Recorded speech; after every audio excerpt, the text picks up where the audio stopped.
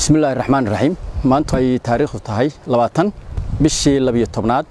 2022 maalin isniina waxaan shirkeyga jiraad ku saabsan yahay meeshan aad u jeedaan oo ah meeshii xaruntii ciidanka badda ay lahaayeen oo aad u jeedaan sida loo dhisanayo marka taa hadda inta kaga gudbo ciidanka xoogga dalka Soomaaliyeed wuxuu u xil saaran yahay ilaalinta iyo dhowrista qaranka Soomaaliyeed iyo ilaalinta shacabka ummadda Soomaaliyeed waad ogtiin wuxuu dhigooda mar walba u bixinaya oo cadawga ummadda Soomaaliyeed ragaadiyay uga ilaalinaya dhigiisa mar walba ugu bixinaya waa inuu dalka dhaartii uu maray uu fuliyo ciidanka xoogga dalka Soomaaliyeed oo aad ogtiin duruufo adag inuu soo maray iyo marxalado kala duwan isagoo mar walba u heelan sidoo qaranka Soomaaliyeed iyo ummadda shacabka Soomaaliyeed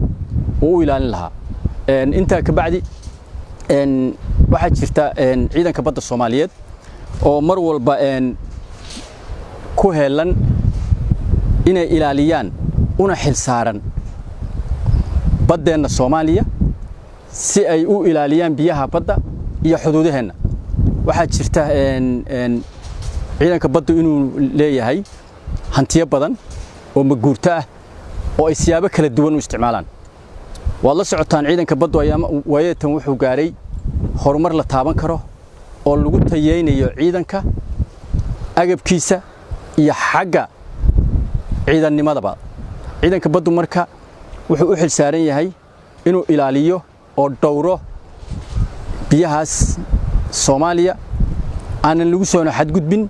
ayna ilaaliyaan waajibaadka ka saaran waxaan nasiib darro ah in ciidankii badda dhulkiisii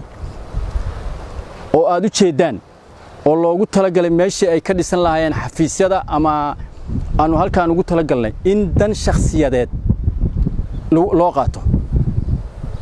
waxa danta shakhsiga ah oo la rabo in laga dhisto guryo lagu raaxaysto guryo lagu maaragtay lagu nasto oo inay hormeed u yihiin madaxda qaranka ugu sareysa waxa nasiib darro ah oo ciidankii badda iyo difaaca xeebaha ee xoogga dalka Soomaaliyeed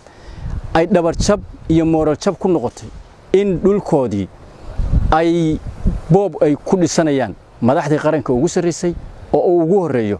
ra'iisul wasaaraha qaranka Maxamed Xuseen Rooble waxa ayaan darro ah in la hunguriyeeyo hantida maguurtada ee u hartay ciidanka xoogga dalka Soomaaliyeed waxaan leenahay wax soconaya maaha wax la qaadan karana maaha wax la aqbali karana maaha in madaxda dalka ugu sareysay ra'iisul wasaarihii wadanka ugu sareeyay oo boob raba inuu ku dhisto guri shakhsiya oo deegaana inuu ugu dhisto meeshii loogu talagalay in looga dhiso xafiisyada ciidanka badda ee xoogga dalka Soomaaliyeed waxaanu madaxda qaranka iyo shacabka Soomaaliyeed u sheegaynaa in aanan aqbali doonin in hantidii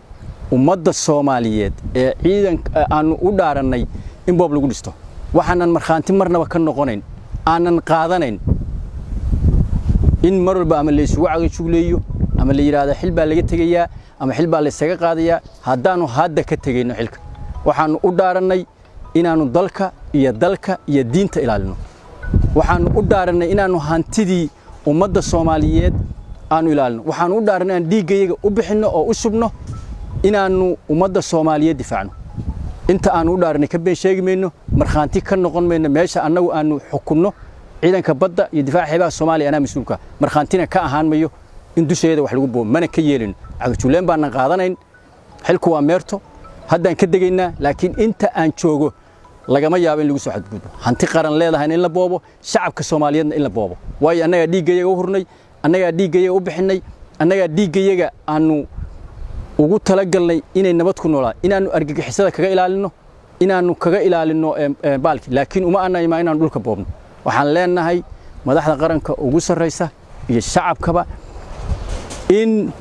laga hor yimaado boobka kan aan meelna la isugu soo gabanayn oo la rabo in lagu caadeysto dhulkii xoogga dalka Soomaaliyeed ee leedahay aad baa u mahadsantihiin